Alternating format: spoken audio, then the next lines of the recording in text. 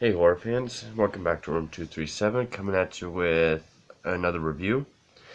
This time of a new film, or another new film, because last two were the two Creep films. This is a highly, highly acclaimed film that just went under my radar for the longest time. I guess because I'm jaded, but I'm doing 2016's The Witch, or the of a Vitch, as it's spelled. It's on here because I watched it on Netflix. Reason why I put off this film was because I actually want to see what it was produced under before I say anything. Okay. Was because the title led me to believe it was just another Blumhouse film. I thought it was going to be another movie like The Nun or The Devil Inside or something like that. And I saw bits of trailers, didn't really remember much of it, and that's just what I thought it was going to be. So, and it got a lot of praise, and I was just like, oh great, The Witch, another crappy movie like The Nun, and these supernatural Blumhouse boo scare films. But just recently, I somehow got interested. I actually watched the Horror Boys. He has two videos of his countdown for the 50 greatest films of all horror films of all time, and I was surprised to see that on there. And I was interested with the praise he gave it, and then of course with this new film coming out, The Lighthouse, which I am very interested in seeing, directed by the same person, Robert Eggers. And I actually watched Red Letter Media's Half in the Bag 2019 catch up, and they talked about The Lighthouse, and Jay talked about The Witch. And I was like, I probably should check this movie out. It does sound interesting. So I just got done watching it, and I'm glad I did. This was a very, very good movie. And this might make me sound like a douche, but I'm willing to bet it got all its praise and a 90% of Rotten Tomatoes from actual critics or real movie going people. Because people that I know personally who are just the casual mainstream audience, I've never heard anyone talk about it. And it's because it is so not a Blumhouse film. It's not a just stupid, supernatural, boo, you're scared, spooky faces type movie. I'm trying not to say intellectually inferior, but I guess that's what I'm saying. This is not a general audience type of movie. I mean, I know people that won't watch movies because it's fucking black and white, which is pathetic as shit. This movie takes place in 1630 and feels it. And I mean that in a good way. The atmosphere is impeccable. The dialogue is taken from, journals, diaries, court records of the period. So the dialogue is very period. They say, a lot of, they talk in Old English. Very fluently. It's not sporadic. It's throughout the whole film. Very, very well done.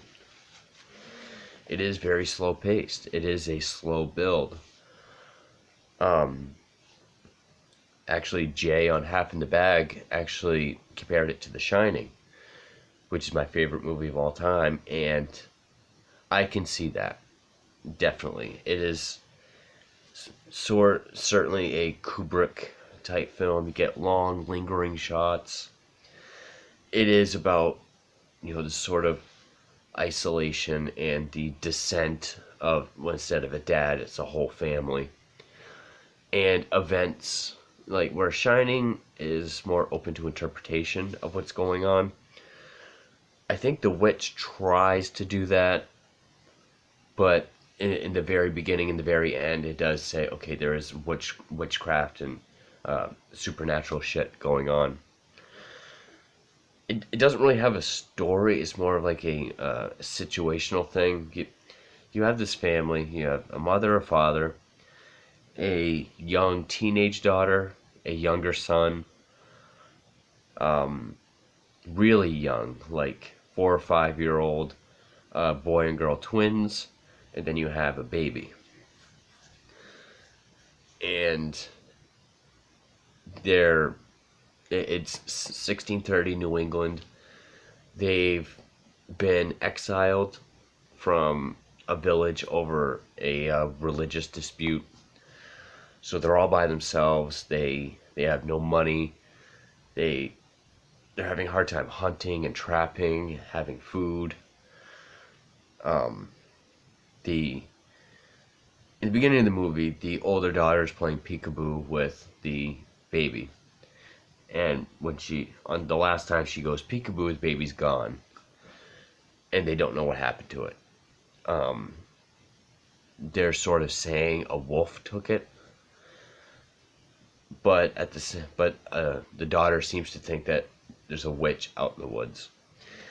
And the whole movie just sort of plays out because there's other things that happen that ultimately makes the family think the girl is responsible. That either she's responsible or she's the witch.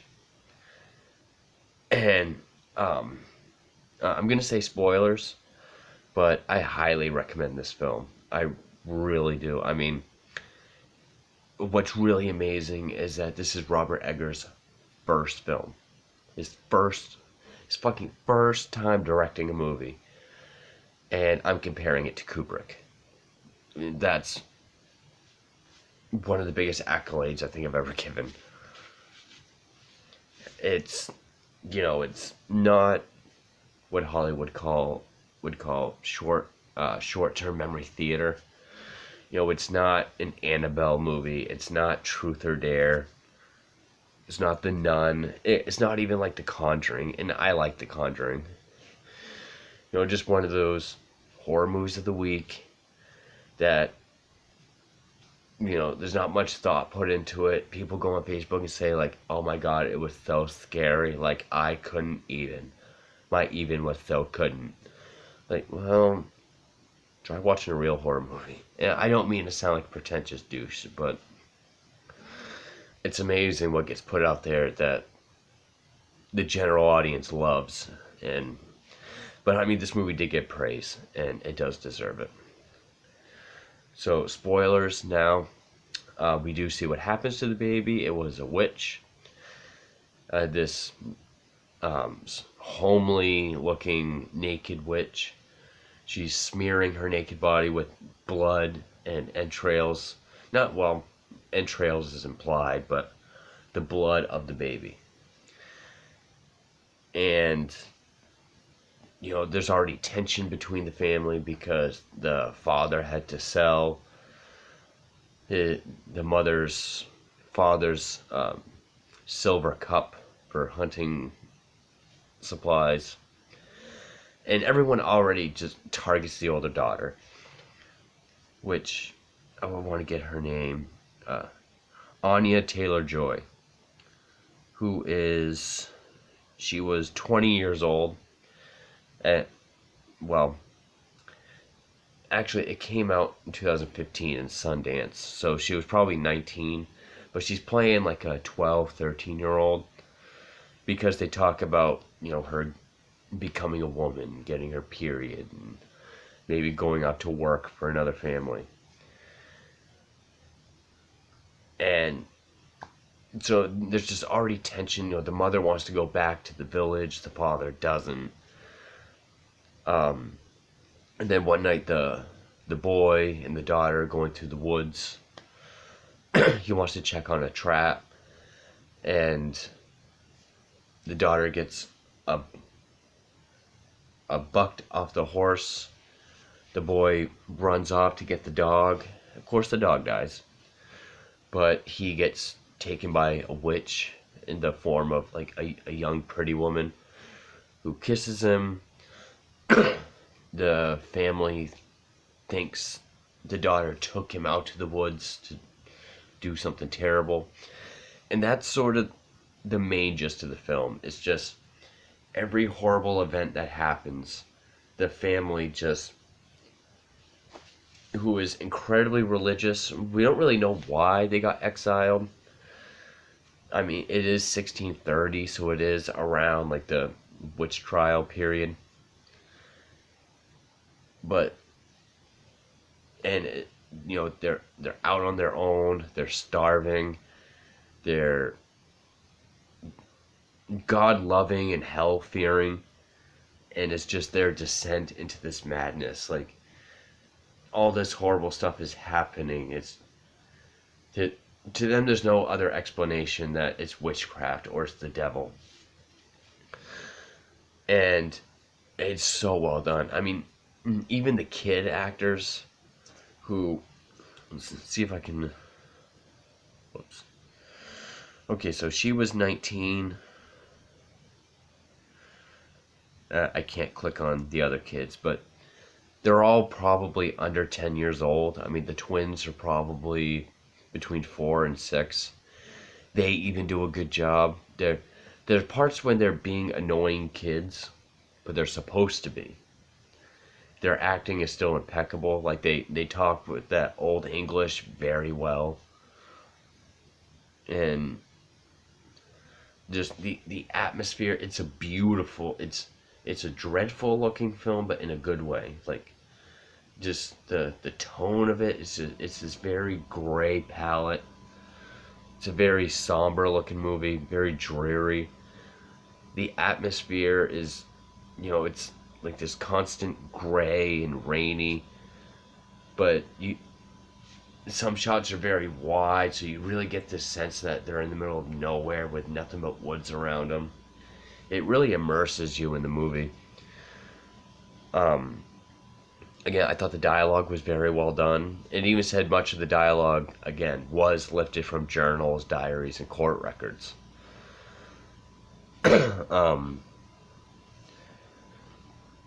And pretty much all the horror stuff, like, the movie's mostly just tension and dread, well done, up until about the last 20 minutes or so, 10-15 minutes or so.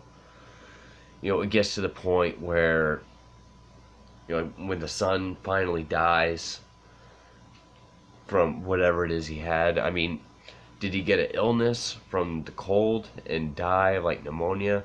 Or was it a witch? And I guess that's also part of the shining element. Even though the beginning and the ending of the film does show a witch and then a satanic ritual. But it doesn't kill the mood at all. You still sort of get that sense of, is this really happening? Which is also a testament to great direction and great writing, which Robert Eggers also wrote this.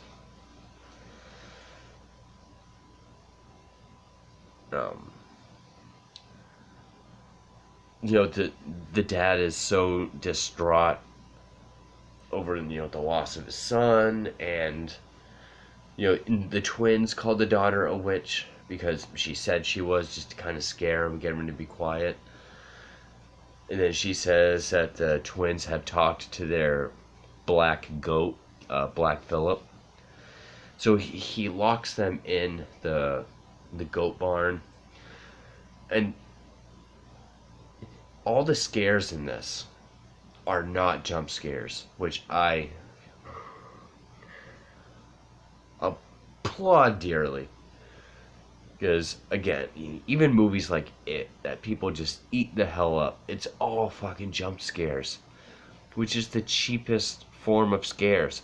A jump scare is not a scare. You can have a comedy film with a long period of silence and a loud noise. It's going to jump you. It's not scary, it's startling. There's a difference.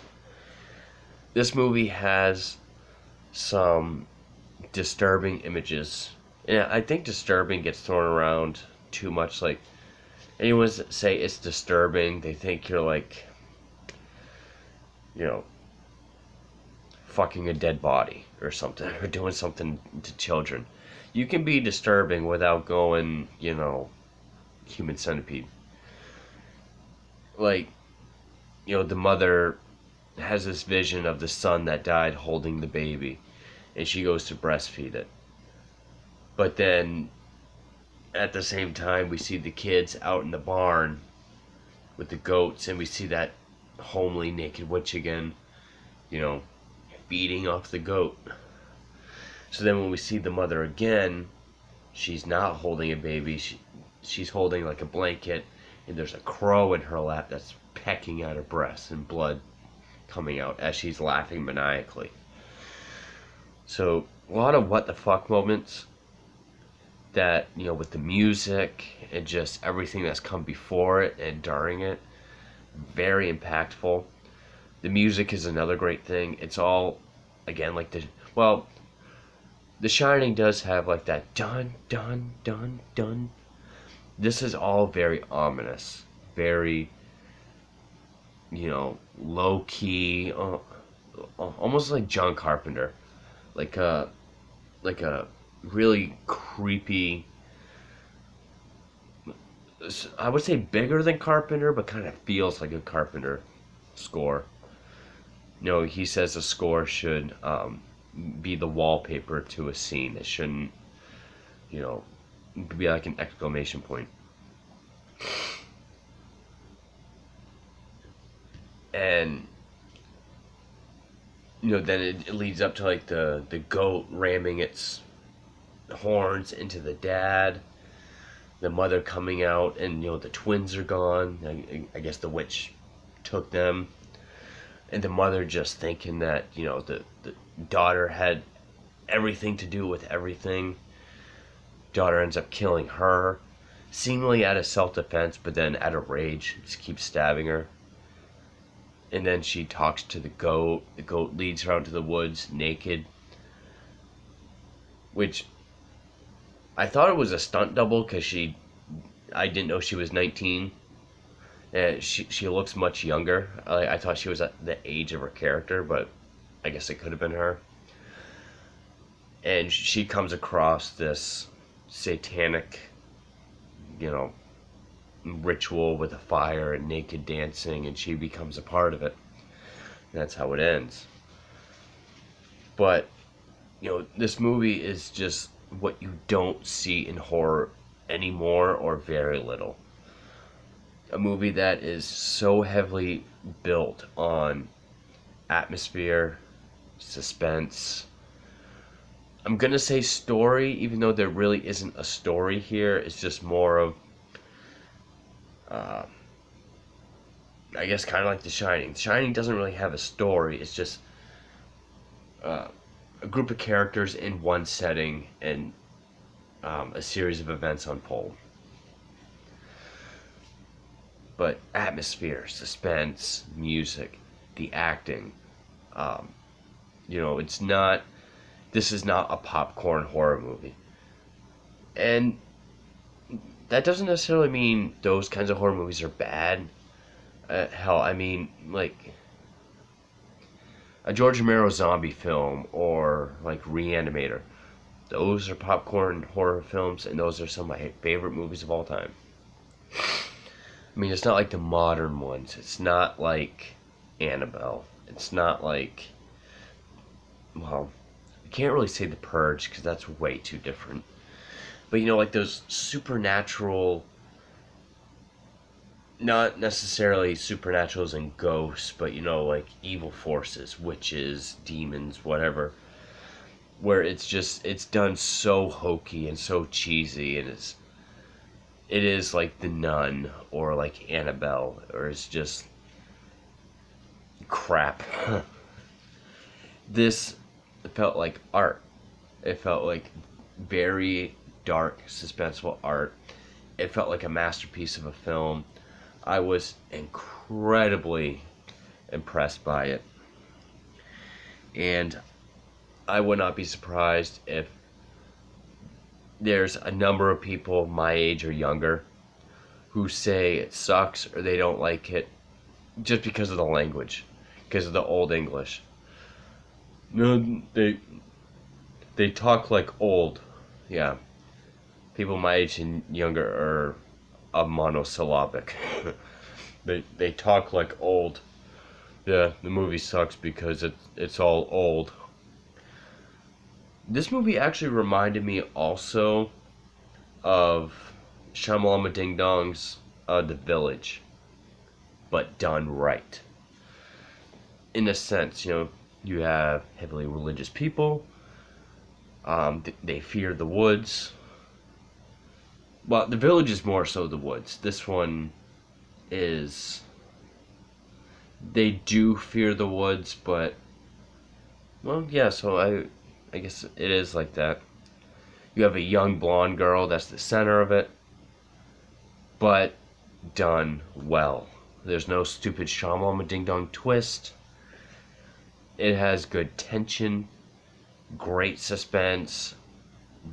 It is so foreboding, dreadful, um, disturbing in a way that it doesn't have to go to level 11 disturbing like Human Centipede or Serbian film. It can be disturbing just by showing you unsettling images. And then just the way it plays out with the music and everything else around it, it works to its fullest potential. I love The Witch. I never thought I'd say that. I thought it was just a typical 2010s supernatural Blumhouse type movie. And I was blown away. I really was. I mean, it gives me nothing but hope for The Lighthouse. And I know The Lighthouse isn't really a horror movie, maybe psychological thriller at the closest, but I would see anything this guy does. Robert Eggers, for a first time director and being the writer, this guy blew it away. I mean, fucking kudos. This was an excellent, excellent horror movie. I know for Creep, one of my last videos, Creep from 2014, I said that was probably the best horror movie of 2010s. Even though that's more of the material or type that I like, this is probably the best movie. Like the best made horror movie of the 2010s, at least. The Witch was excellent. And even if you kept watching and haven't seen it, even through all the spoilers, you owe it to yourself to see it. It's on Netflix. You won't regret it. So, thank you for watching.